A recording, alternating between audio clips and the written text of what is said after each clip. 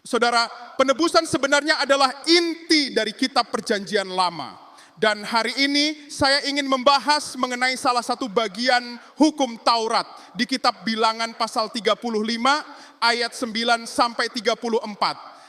Di sana kita membaca kalau Tuhan telah menetapkan 6 kota perlindungan bagi orang-orang yang tidak sengaja membunuh atau menghilangkan nyawa orang lain.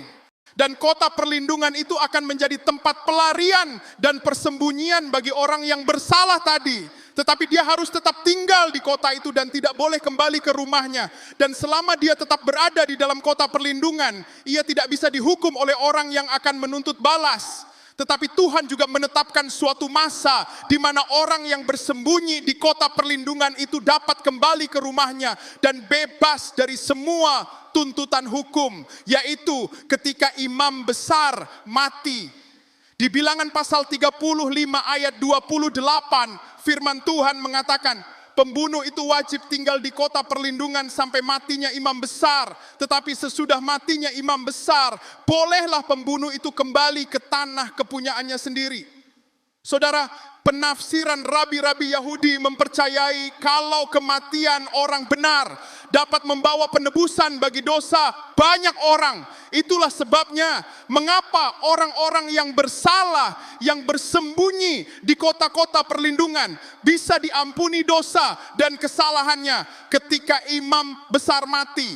Jadi penebusan dosa adalah akar dari Yudaisme. Dan apa yang tertulis di kitab Bilangan ini adalah gambaran dari apa yang Tuhan Yesus telah lakukan untuk kita. Tuhan Yesus berfirman, sebab inilah darahku, darah perjanjian yang ditumpahkan bagi banyak orang untuk pengampunan dosa. Di ayat lain Tuhan Yesus juga berfirman, sama seperti anak manusia datang, bukan untuk dilayani, melainkan untuk melayani dan untuk memberikan nyawanya menjadi tebusan bagi banyak orang. Dan kepada murid-muridnya Tuhan Yesus juga mengatakan, dalam namanya berita tentang pertobatan dan pengampunan dosa harus disampaikan kepada segala bangsa, mulai dari Yerusalem. Saudara, Tuhan Yesus bukanlah sekedar imam besar, karena dia disebut imam besar agung. Dan Yesus bukanlah manusia berdosa, tetapi anak Allah yang maha kudus. Sehingga penebusan yang Kristus lakukan